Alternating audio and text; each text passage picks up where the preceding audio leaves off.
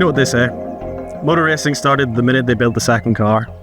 Rallying started out as more of a means of proving endurance and quality rather than outright motorsport. You wanted to prove that your car was faster and better than anyone else's, and rallying was a good place to do it. Back in those days, it was a sport that was reserved for the wealthy, the lucky, and the male. I suppose not a lot has changed. However, there was one woman who set out to prove that you didn't need balls to go fast. This is the legend that is Ewy Rosqvist.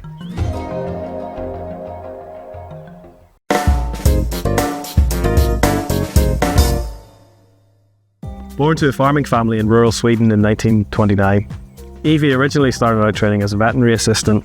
Being like anyone else with petrol running through her veins, she started timing herself between farms when caring for animals, getting faster and faster each time.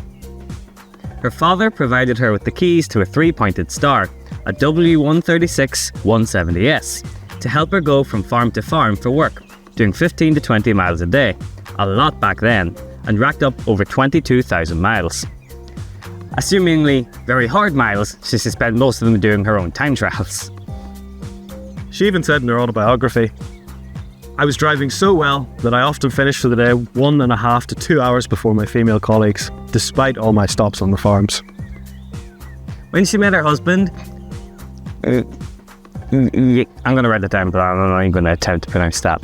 The two of them joined the RAC, and no, not the breakdown company that we have over here, but the Royal Automobile Club of Sweden, who designed and developed racing events across Sweden.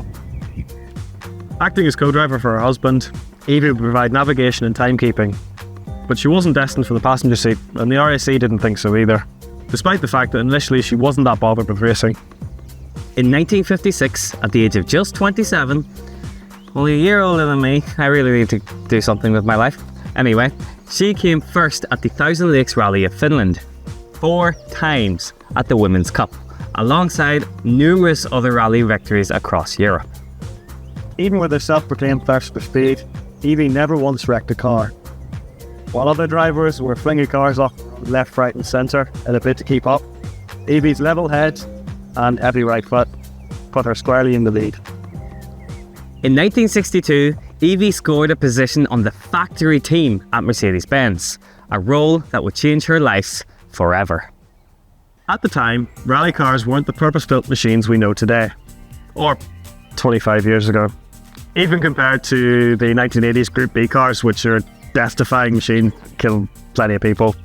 At least most of them had roll cages.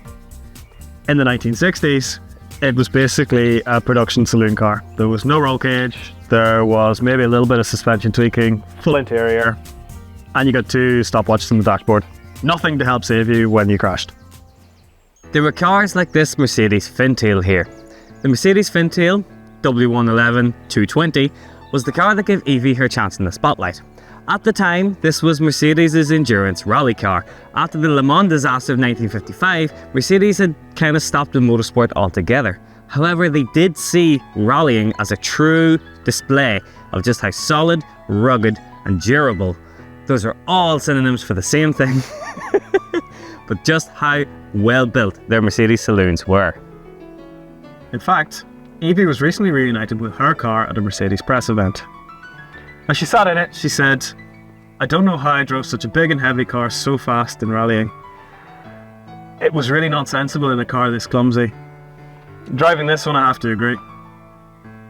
Yes, it was behind the wheel of a Mercedes just like this that Ewy showed the world what she was made of in Argentina in 1962. At 4,600 kilometers, the touring car Grand Prix Argentina was a grueling long-distance event in the motorsports calendar. Ewy was paired with co-driver Ursula Werf in the big Mercedes. The female team was met with derision before the race, with many believing them not to be serious contenders, rather than just jewellery to show off Mercedes' luxury saloon. Mercedes sent 4 teams to Argentina, 2 W111 220 SEs, including the Rosqvist Werf car, starting number 711, as well as Herman Kuhn and Manfred Schaek, starting number 719, and 2 W112 300 SEs, Eugene Bohringer and Peter Lang, starting number 731, and Carlos Mendidigui and Agustin Linares, starting number 703. How much do you regret putting their names in this? They couldn't just have had English names like it.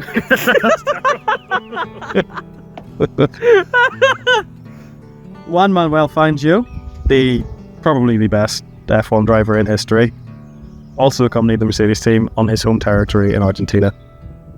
Any doubts about the female team was quickly quashed when they won the first and the second stages of the rally. The pair went on to win every stage, the first time in history that a single car had ever done so. They were 3 hours ahead of the second place Volvo by the end, in a sport where every second makes a difference. After her string of successes, Ewy decided to call it a day in 1967. Audi had expressed interest in her as a driver, but she had decided enough was enough. It was Evy's passion for speed and not letting the conventional rallying is for men mentality get in the way that paved the road for future legends such as Michele Mouton in rallying. To this day, Ewy's legacy still flows through Mercedes. They send her cards at Christmas time with flowers on her birthday, and she humbly brags that she can walk into a Mercedes dealership in Sweden, pick any car she likes, and just walk out with it. And in fact, she loved Mercedes so much that she moved to Stuttgart and was a curator at the museum for quite some time, giving guided tours where her Mercedes 220 Fintail that inspired our own is lovingly on display. She was a test driver for Mercedes too. They even invite her to press launches where she drives journalists around. I'm sure she still likes to show them what she's got. Unfortunately, these days, motorsport still is inherently male-dominated. But people like Ewy and Michele have shown that it doesn't matter who you are. Fast is fast.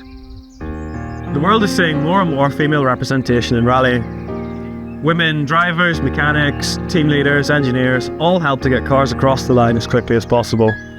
However, most of the top spots are still dominated by men. Ewy, thankfully, is still with us as she celebrates her 95th birthday this year. And if you happen to be watching this, Ewy, thank you.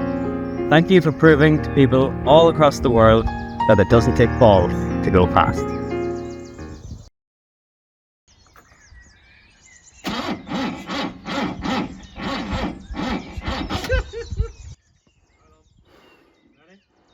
Yeah. You have lights or something on? No. Brake lights are on. Aye, brake pedals stuck in. Fuck's